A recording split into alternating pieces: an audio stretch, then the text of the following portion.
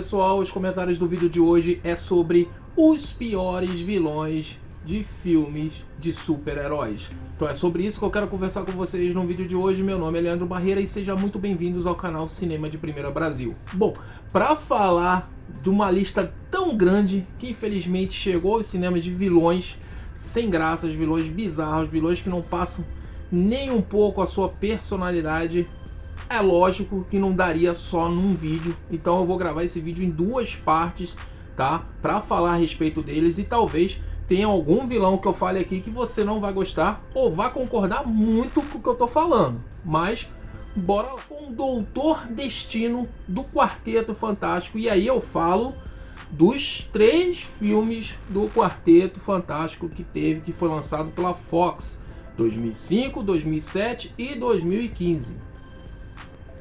Doutor Destino do Quarteto Fantástico 2005, 2007 e 2015 é um dos piores vilões de filmes de super-herói.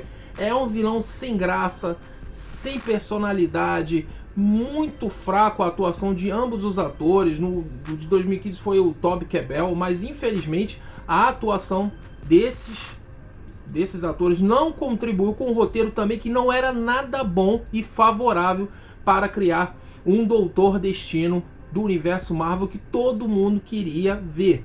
Então, Doutor Destino do Quarteto Fantástico, de 3 filmes, 2 gerações diferentes, e você vê que o vilão continuou ruim, muito mal interpretado aqui, essa versão do Doutor Destino no cinema. O próximo vai aí, muita gente vai concordar ou não, mas é Ultron de Vingadores Era de Ultron de 2015. Ultron era para ser um dos maiores vilões desse universo Marvel, mas acabou que o roteiro, a direção de Joss Whedon não contribuiu, a própria Marvel Studios não ajudou e Ultron se transformou num herói, um vilão, aliás, super sem graça, um vilão que não te passa a real sensação de perigo. Então, infelizmente, Ultron também entra nessa pegada de mais um filme de super-herói que tem um vilão meia boca, um vilão sem graça. A gente já entra no próximo vilão, porque ele é do mesmo jeito, tá? E teve 2 versões com o mesmo ator diferentes, 2 versões praticamente diferentes de vilão, que é o Barão Zemo de Capitão América Guerra Civil, interpretado pelo grande ator Daniel Brühl, é um ótimo ator, mas em Capitão América Guerra Civil de 2016, o Barão Zemo não é aquele Barão Zemo que a gente está acostumado tanto nas animações quanto nas HQs. É um vilão super sem graça, não tem nem sequer aquele real sensação de perigo. Ele fica o tempo todo jogando para botar o Capitão América contra o Homem de Ferro, o tempo todo só manipulando nos bastidores, mas é um vilão muito sem graça. Ele não te passa aquela realidade mesmo de perigo, então deixa o filme praticamente sem um vilão. E na verdade a maior parte do filme passa a impressão que o vilão é o Soldado Invernal, quando na verdade todos estavam sendo manipulados pelo Barão Zemo, que é um Barão Zemo super sem graça. Depois ele retornou na série Falcão e o Soldado Invernal, e já com uma outra pegada, mostrando que ele era super rico, que ele era milionário, bilionário, era realmente um barão, mas barão dançarino, o Barão Zemo dançarino, muita gente na época gostou, mas eu assim achei super sem graça. Eu achei que essa versão do Barão Zemo poderia ter sido melhor. Outra grande decepção para alguns é o vilão Ego de Guardiões da Galáxia 2 de 2017. Ego foi interpretado pelo pelo Kurt Russell, perdão, mas sendo ali o pai do Senhor das Estrelas, tá? Do Peter Quill. Só que o Ego era um vilão muito sem graça. Nos quadrinhos ele tinha uma importância um pouquinho maior. E Guardiões da Galáxia 2 parece que o James Gunn quis lá e detonou o vilão. Agora ele finalmente se retratou, né? Em Guardiões da Galáxia 3 temos realmente um grande vilão, que é o Alto Revolucionário. Então foi legal. Só que aqui em Guardiões da Galáxia 2 James Gunn pecou com o vilão Ego, interpretado ali pelo Kurt Russell. E eu vou um pouco mais pro passado, para 1995, quando temos Batman Eternamente, o Batman que pela primeira vez ali trazia Val Kilmer como grande Batman, Chris O'Donnell chegando como Robin, e temos dois grandes atores fazendo duas das suas piores interpretações. Acho que foi os piores personagens da carreira desses atores. Você já sabe o que eu tô falando. Tommy Lee Jones interpretando Duas Caras e Jim Carrey interpretando o Charada. Olha como foi um desperdício ter dois grandes atores interpretando dois vilões medíocres, gente. Muito desperdício. A direção do Joel Schumacher, o roteiro, a produção, a Warner, a DC em si, né? Naquela época não tinha nem DC Studios, mas a Warner não souberam construir. A produção desse filme falhou miseravelmente na hora de construir esses vilões. A direção de Joel Schumacher também não foi boa nesse sentido, e ficou muito cartunesco a interpretação de Duas Caras e Charada. Você não leva a sério que aqueles caras são vilões, são criminosos perigosíssimos de Gotham City. Você não leva, galera. Você não leva a sério. É impossível levar a sério que eles dois são duas grandes ameaças, tá? Ficou aquela coisa bizarra em Batman Eternamente, tá? Um filme que, aliás, tinha tudo para ser um grande filme, sendo que a produção é do Tim Burton. Mas nem isso ajudou, porque Duas Caras e Charada realmente foram dois vilões pitorescos, dois canastrões, e lamentável, dois grandes vilões desperdiçados de uma forma muito triste em Batman Eternamente de 1995. Esse filme cara, o que fizeram com esse grande vilão, para mim é um dos maiores vilões do universo Marvel. O que fizeram com ele foi triste. Estou falando de Galactus em Quarteto Fantástico e o Surfista Prateado de 2007. Gente, que desperdício. Esse é o filme que te ensina a como desperdiçar dois grandes vilões. Porque nesse filme temos Galactus sendo o grande vilão da trama e Doutor Destino, e os dois são decepcionantes.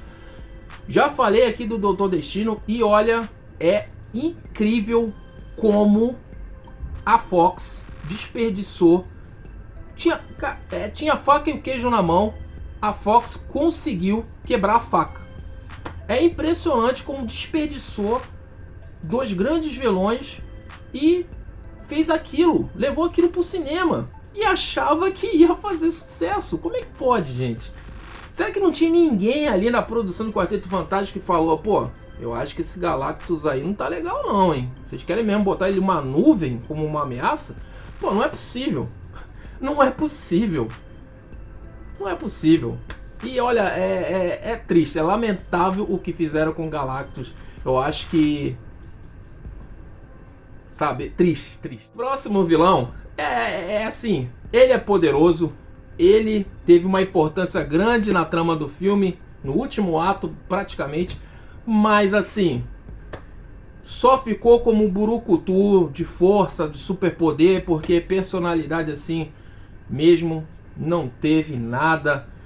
Nos quadrinhos e nas animações ele passa uma sensação de perigo muito mais eminente e real, e é um vilão que muita gente até gosta dele, que é o Apocalipse de Batman vs Superman de 2016.